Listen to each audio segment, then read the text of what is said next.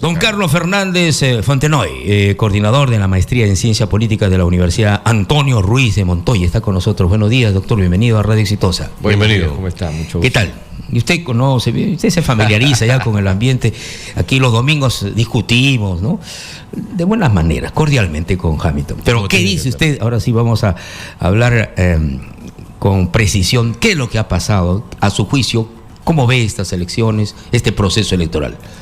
Yo creo que este proceso electoral constituye un retroceso en el proceso de democratización que está haciendo el Perú. Al menos desde en este nuevo siglo, ¿no? En este nuevo no hablemos del siglo pasado. Así bueno, es. No, okay. En los últimos 30 años, digamos, no solamente se estaba logrando cierta estabilidad y cierto reconocimiento de instituciones como el Jurado Nacional de Elecciones, lo cual era muy positivo para el sistema democrático, pero en estas últimas elecciones, a diferencia de las dos anteriores, hay un retroceso, ¿no? Hay un retroceso en el sentido que el Jurado Nacional de Elecciones, con este tipo de medidas totalmente injustas, por decir algo, ¿no?, está haciendo que la población pierda credibilidad en una institución tan importante y que tiene sus méritos que no se le puede negar, pero que en este caso está cometiendo errores graves que están generando una situación ¿no? visibles, obvios, porque todo el mundo ha visto cómo se reparten los regalos, cómo se reparte la plata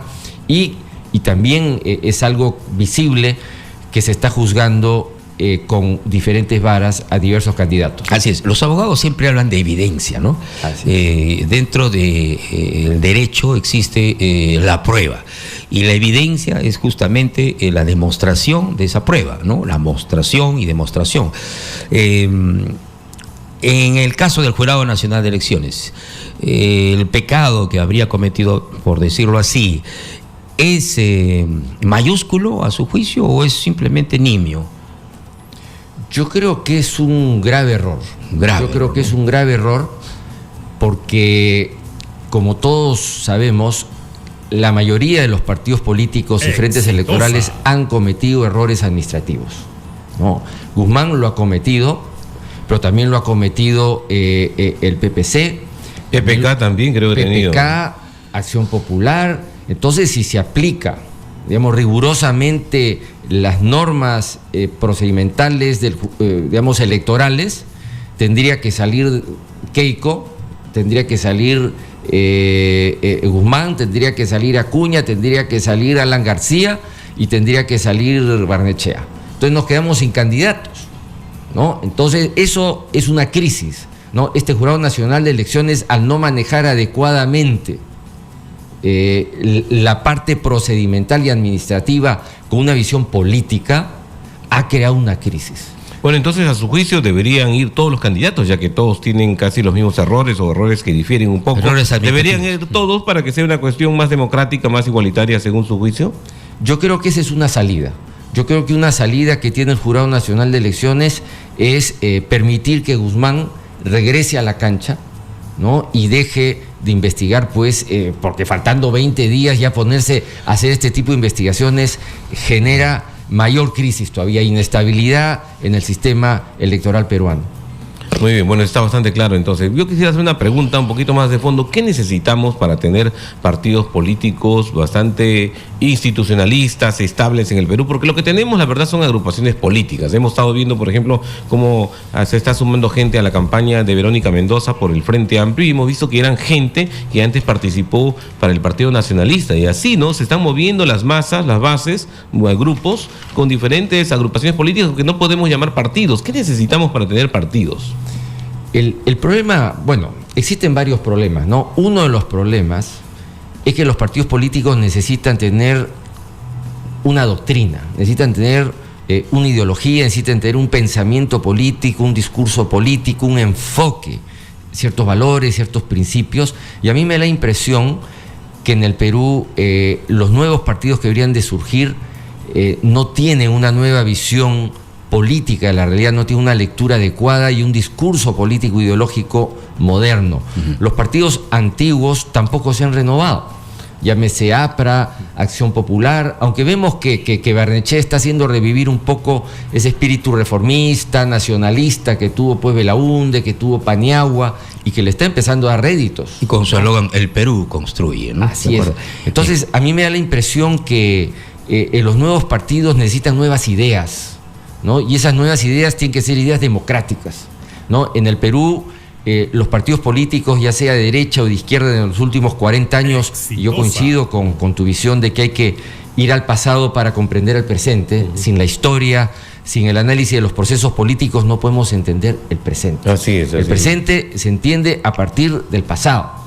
Y a partir del presente... Sobre todo en el Perú, que se repiten las cosas. Así es. Acá hay un montón de veces que hemos repetido el mismo esquema político y la gente no se da cuenta. Por ejemplo, cuando firmaron los generales su acta de sujeción al régimen de Fujimori, ya se había hecho un acta de firmas parecidos durante la guerra con Chile. Durante toda la oficialidad firmaban ante los chilenos que no iban a hacer nada contra ellos, así que se pusieron a vivir aparentemente en paz. O sea, siempre han habido actas de sujeción aquí y nadie nos cuenta esa historia. Y así, diferentes procesos de alianzas políticas que tenemos se han repetido y entonces nosotros no los analizamos. Por eso la pregunta era, entonces, necesitamos tipos de ciudadanos que conozcan de historia, que sepan sobre todo qué es democracia para formar partidos políticos, pero no los tenemos.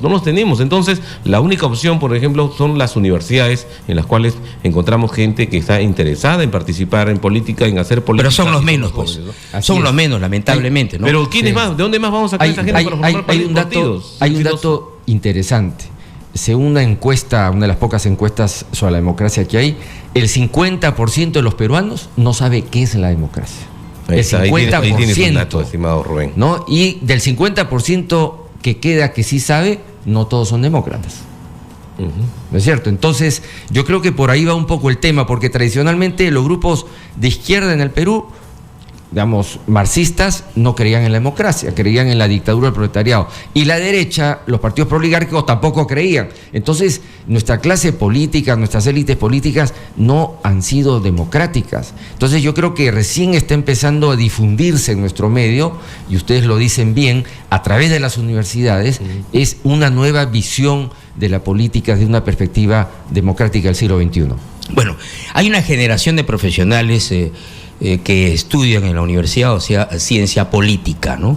En las facultades de Derecho y Ciencia Política se desdoblan generalmente en dos escuelas, Escuela de Derecho y Escuela de Ciencia Política. Muy bien, hay ya algunas promociones que aparecen, ¿no? Jóvenes con muchos deseos de participar en política, pero que les falta experiencia, indudablemente, ¿no? Ese puede ser el comienzo, ¿no? Pero en el fondo, el problema de nosotros es educación, ¿no? El problema es básico, la educación. Un país que no tiene el nivel de educación como lo tienen los países vecinos, solamente por compararnos con los vecinos, no con países desarrollados. Entonces vamos camino a seguir teniendo este mismo tipo de problemas a lo largo de este siglo, si es que no se toman las medidas antes. ¿Qué dice usted? Así es. La democracia es un sistema que, entre otras cosas, trata de distribuir el poder, ¿no? El poder económico que no lo tiene la gente pobre, por lo menos balancea con el poder político, con la capacidad de elegir a sus representantes, a las autoridades políticas. Y las personas no pueden tener ninguna cuota de poder si no tienen educación, si no tienen información. No estamos en la sociedad de la información, en la sociedad del conocimiento, y las personas que no tienen educación, que no tienen información, que no tienen conocimientos, no tienen poder.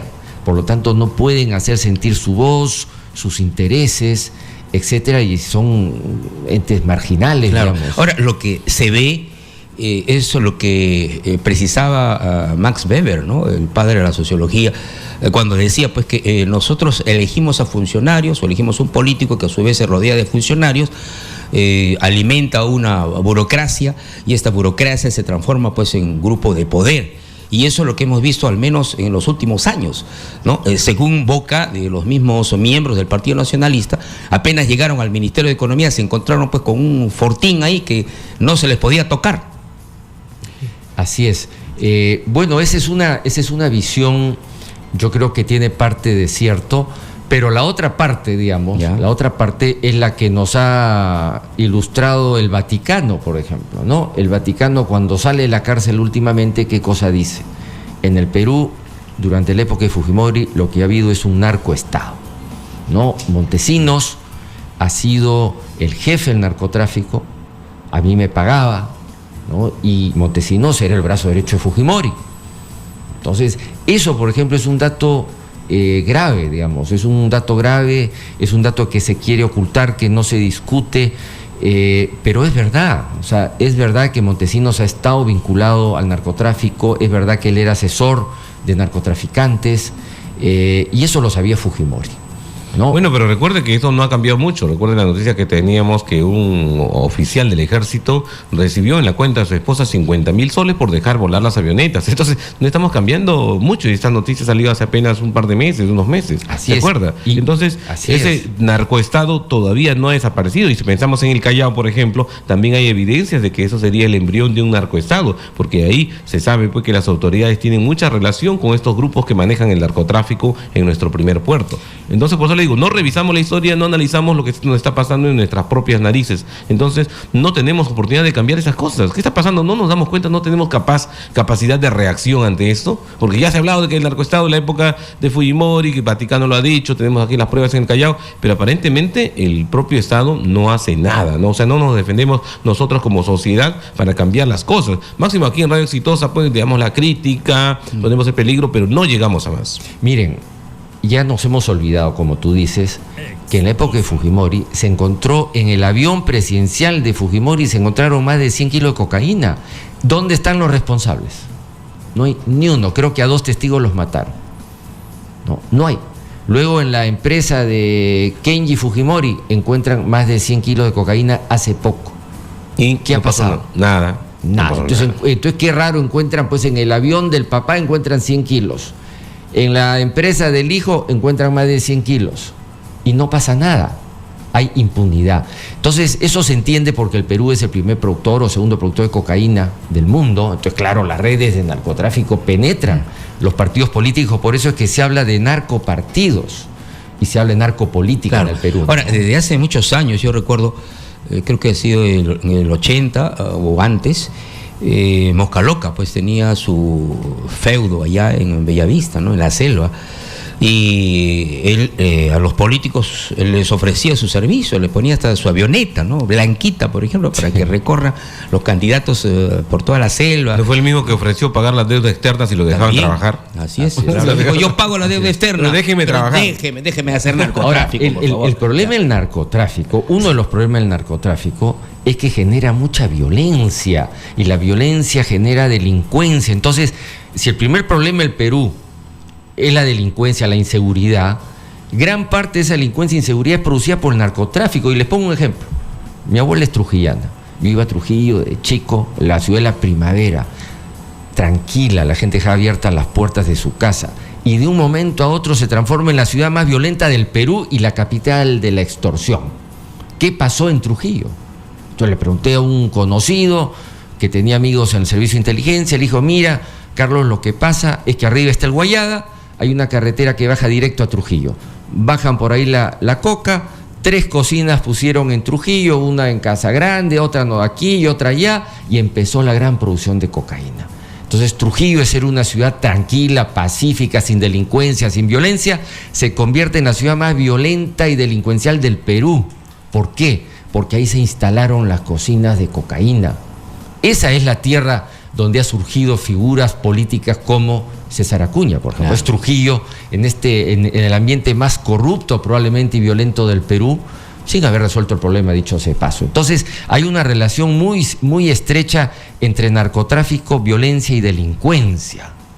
Y eso en todo el país. Bueno, yo le pondría narcotráfico, violencia y corrupción. Le pondría bueno, entonces que el narcotráfico genera corrupción. Pues. Claro, pero hay que mencionarla para que se aclaren las cosas. Bueno, porque yo todavía sigo considerando que es precisamente la corrupción la que hace que no podamos eliminar el narcotráfico. Entonces, por lo tanto, la corrupción sería el primer problema del Perú. Bien, vamos a esperar pues el fallo del Jurado Nacional de Elecciones en lo que se refiere a los demás partidos políticos y sobre todo al caso Guzmán. Bien, en lo que se refiere al futuro inmediato, ¿qué nos viene, qué nos espera de estas elecciones, don Carlos Fernández? Bueno, tenemos candidatos, yo creo que están preparados. Yo diría los candidatos, entre candidatos vinculados de cierta manera al lado oscuro que estamos hablando, y candidatos que no están vinculados al lado oscuro, que no tengan antecedentes penales, que no hay sospechas pues que estén vinculados al narcotráfico. Y dentro de estos últimos, dentro de los que no están vinculados, tenemos pues a figuras que sin ser ningunos santos ni angelitos bajados del cielo, tenemos gente que no son delincuentes, como es pues PPK, ¿no? Como es Barnechea o como es Verónica Mendoza, por mencionar 3 candidatos que están peleando, digamos, el segundo puesto. Entonces yo creo que tenemos una oferta electoral por ese lado interesante, ya cada uno de acuerdo a su forma de pensar va a elegir, pero a mí lo que me llama la atención es que en este momento de crisis los partidos políticos no se hayan pronunciado con firmeza pidiendo que el Jurado Nacional de Elecciones permita que siga Guzmán en la cancha, ¿no? Yo creo que los partidos políticos, salvo Verónica Mendoza, me parece que es la que ha elevado su voz de cierta manera, pero los otros partidos están mudos. Los que piden, digamos, de que haya justicia, que se mida con la misma vara a todos, son los analistas políticos, los opinólogos, los periodistas, pero los partidos políticos están mudos. Así es. Y ellos son, digamos, un actor y un soporte de la democracia muy importante, y eso llama la atención. Claro, ahora, esta crisis electoral que estamos viviendo es consecuencia también del manejo irregular que han manifestado, que han expresado los propios partidos políticos, ¿no? Los propios partidos políticos, según un informe del Jurado Nacional de Elecciones, solamente existen en Lima o en la costa, en algunos puntos, pero en la sierra, en la selva no existen. Por eso es que cada vez que hay elecciones, los que ganan son los movimientos vecinales, los movimientos regionales. Así es. El tema de la corrupción, yo creo que es un tema central. El Perú, digamos, hay que analizarlo a través de sus procesos políticos. Yo estaba viendo el único cuadro que he encontrado, publicado por La República en el año 2009, en qué momento la población empieza a percibir que estamos ya frente a gobernantes corruptos. He encontrado un cuadro que lo ando mostrando siempre en las conferencias que doy. Hay un cuadro muy claro que sostiene que, por ejemplo, sobre el gobierno de Velasco, percepción de la corrupción del gobierno de Velasco, 2%. Exitosa. Es decir, solo el 2% de la población percibía en el año 2008 que se hizo la encuesta que el gobierno de Velasco había sido corrupto. Es decir, el 98% decía que no, tenía otros defectos, pero no corrupto. Luego sobre Belaúnde, 2% solamente. Sobre Morales Bermúdez, 0.4%. Y se pasa de Belaúnde, que estaba en 2% de percepción de corrupción, al primer gobierno de Alan García, sube del 2% al 23%. Del 2 al 23%. Y luego con el gobierno de Fujimori salta más del 50%. Y luego cae con Toledo al 14%. Pero digamos, en 1985 empieza la visión, la percepción de la población que estamos ante una clase política, ante partidos políticos corruptos. Y ya vamos 30 años. 30 años, ¿no? Pero en los últimos años, al menos en los últimos 5 años, ya se ve que transparencia está funcionando. Tenemos redes sociales, tenemos medios digitales, o sea, no se van a escapar. Los corruptos no se van a escapar. Yo creo que estamos... Se pueden escapar del Poder Judicial, sí, de ahí sí. Así es. Arreglando, se escapan. Ahora, pero yo creo que estamos saliendo de esta etapa porque en esta etapa el Perú ha tenido mala suerte. Digamos, se han juntado 4 personajes que le han hecho mucho daño al Perú. Mucho daño. Primero, el primer gobierno de Alan García. Alan García en su primer gobierno nos destrozó la economía, el peor gobierno de la historia de la República en cuanto a gestión económica. Se juntó Alan García, se juntó Fujimori, se juntó Montesinos y se juntó Abimael Guzmán. 4 personajes actuando al mismo tiempo destruyeron el Perú. Si estos 4 personajes los metemos en una coctelera y los batimos bien, lo que sale de ahí es lo que es el Perú hoy día. Increíble, ¿no? Bueno, ahora, de esos 4, ¿cuántos están presos? Bueno, está Vladimiro Montesinos, contaditos con los dedos de la mano. Y Alberto Fujimori. Claro. De 4 están 3. Y eso es algo positivo. O sea, yo creo que había una reacción frente a eso, ¿no? Claro. Bien, todo hace suponer que el Congreso de la República, que se instale el próximo 28 de julio, será pues, o tendrá mayoría fujimorista. ¿Qué significa eso para un nuevo gobierno en el cual de repente no está Fujimori? me refiero a que Fujimori sea presidenta de la República. Que eso sucede en el Perú significa que hay una gran crisis del resto de partidos políticos, ¿no? En el Perú, hasta el año 1985 aproximadamente, existía, digamos, un proceso político que hacía casi natural que el próximo gobierno fuera la izquierda unida, ¿no? El proceso político peruano venía presenciando el crecimiento de los sectores de izquierda, cuya, digamos, unidad más visible fue la izquierda unida. El fracaso de la izquierda unida en el Perú genera un vacío político que todavía no ha sido llenado, ¿no? Yo creo que esa izquierda, digamos, marxista, esa izquierda comunista, tiene que ser reemplazada por una izquierda socialista, por una izquierda socialista democrática, socialdemócrata, social liberal, como ustedes quieran, un centro izquierda moderno que todavía no cuaja, que todavía no existe y que tímidamente pretende expresar Barnechea en esta campaña. Bueno, Barnechea de izquierda, la verdad que no me trago esa pastilla. No, yo creo que él pretende ser un socialdemócrata, ¿no? Él habla pues de su amigo Felipe González, que en verdad lo tiene, creo. Y de verdad, él tiene buenas relaciones internacionales. Él se ubica, digamos, dentro de un centro izquierda, ideológicamente hablando. Ahora, sus formas, pues, como... Sus amigos que hemos visto en los audios, Rómulo León Alegría, las fotos con Alan García. Recuerde que fue candidato al municipio por el partido aprista. Y en fin, siempre hemos visto saberse y coludirse con el que está en el poder, Se pudo hacer una revisión de Barnechea, estuvo apoyando a Velasco, por ejemplo, después apoyó a Morales Bermúdez, después obviamente estuvo con Alan García, según las fotos, y así también estuvo hablando bien del gobierno de Fujimori en el exterior. O sea, es un personaje que sabe quedar bien con el que está en el poder. Entonces, para mí representa el criollo que siempre nos ha gobernado desde el siglo XIX. O sea, para mí es uno más, ¿no? Claro, pero esa es una opinión personal, lógico, pero basado en el análisis histórico, Hamilton, ¿no? Pero lógico, pero yo creo que no es momento de que porque tú te tomaste una foto con tal o cual político, ya, yo también me tomo fotos con políticos, no, mañana no me van a enrostrar. Pero no has postulado, por ese partido, por Rubén. Pero puedo postular mañana más tarde. Puedes postular, eso es otra cosa. Yo soy un ciudadano libre, independiente. Eso ¿Sí? ya te representa. Pero eso no quiere decir, me he tomado fotos con compañeros de estudios que son políticos ahora, son mis compañeros de estudios.